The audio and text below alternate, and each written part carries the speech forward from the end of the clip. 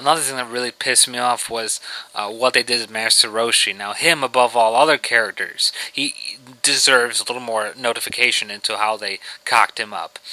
I understand, some characters like Mai, Yamcha, not as really a big deal as when you focus on the Goku and Bulma. But Master Roshi is. He's a defining, very recognizable, very iconic character from the show. In fact, one could say he's even legendary for the show. And why they did this to him is by far the biggest middle finger James Holland could give to us. And that to me just pisses me off to no end. Master Roshi has a beard and bald, and he has sunglasses. Chow Yun-Fat had none of those. All he had was the Hawaiian shirt. He even had the friggin' turtle shell for crying out loud. That's not Master Roshi. What that was Chow Yun-Fat snorting too much ice cream and thinking he's Jackie Chan while he's drunk off something. That's the best way I can describe him.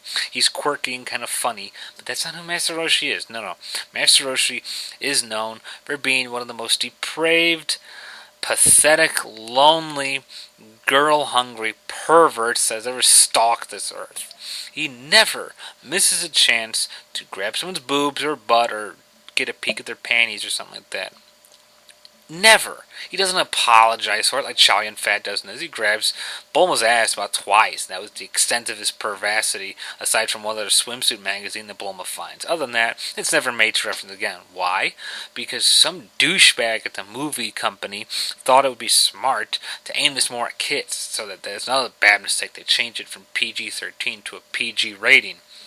Or maybe it was always intended to be that way. Either way, that equals a bad idea. You cannot do Master Roshi in PG.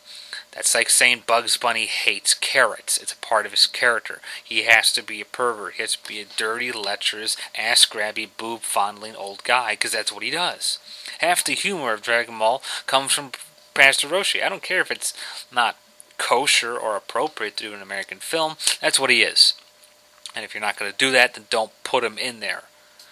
I like Chow Yun-Fat. I think he's a very good actor, and I think he has a lot of talent to be really interesting in other films.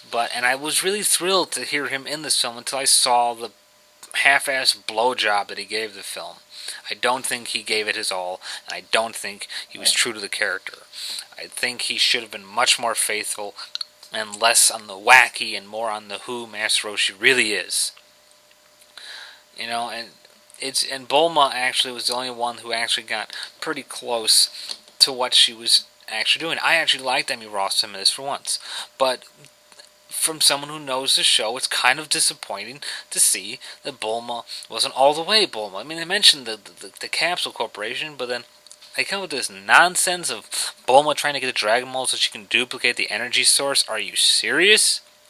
Bulma was a selfish, whiny, and pretty egocentric character. It's not horrible to say that about her. It's truth. It's just how Bulma is. And this whole making energy source for mankind crap is just garbage. I mean, she's mainly possibly mentioned something like that only 2 times in the series in Dragon Ball Z, and it was more of a passing fancy.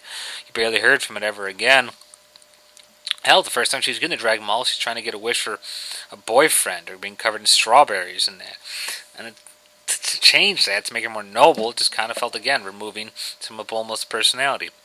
Another thing is, why the hell is she gun happy? I'm serious. They gave her 2 freaking pistols in this thing. I don't know if that was the way of her machoing her up, but that's not what Bulma was always kind of like a damsel in distress. Giving her guns is just stupid. Why don't you have Goku fire an arrow launcher while you're at it? Probably make it just about as much sense. I like how they kept the Capsule Corporation's little gadgets, how they have the small devices fly with the big ones. That was nice. Oh yeah, I almost forgot.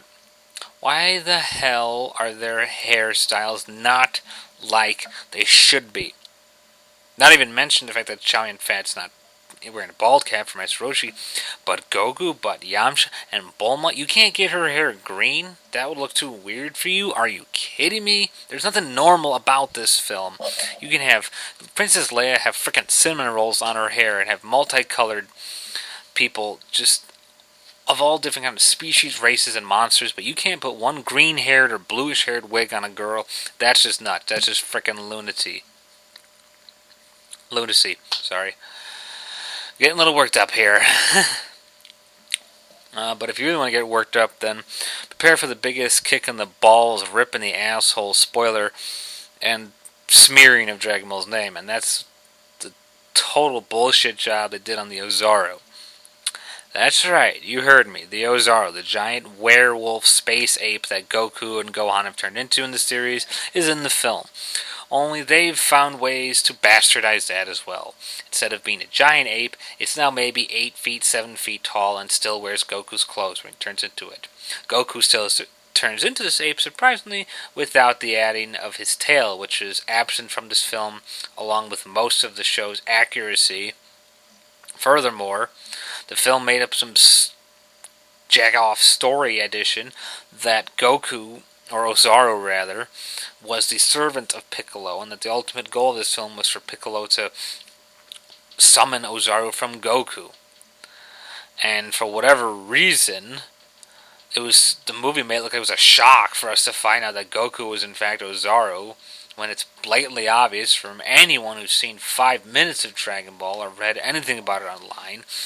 And the story of Revelation isn't too shocking, even if you don't know about it, because it was clung together so poorly that nothing here was shocking or amazing or riveting.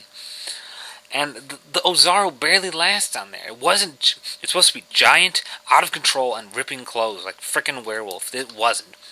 It was on for a few minutes there. It's about as tall as an NBA basketball player. Had Goku's clothes on, and furthermore, he actually controlled it. That's another big no-no. Goku could never, ever freaking control his space ape thing.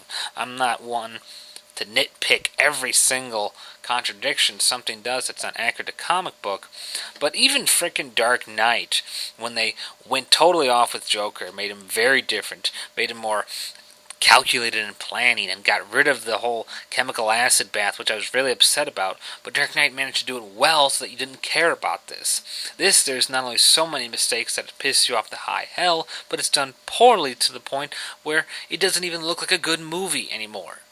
It's just mindless fun, and I wouldn't even call it that much fun either.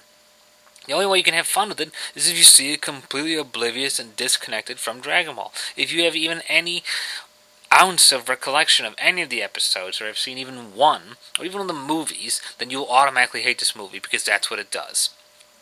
I don't know why James Hong had to screw this up so bad. It's a shame, because I loved Final Destination, as one of his earlier films. The fact that he can ruin this so piss poorly is beyond me.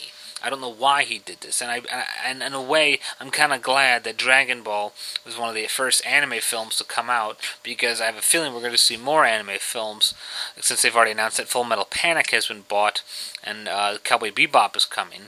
I kind of had a good feeling originally that Dragon Ball would be leading the way, aside from Speed Racer, but after seeing what it's done, I don't know how I could manage to stomach another one.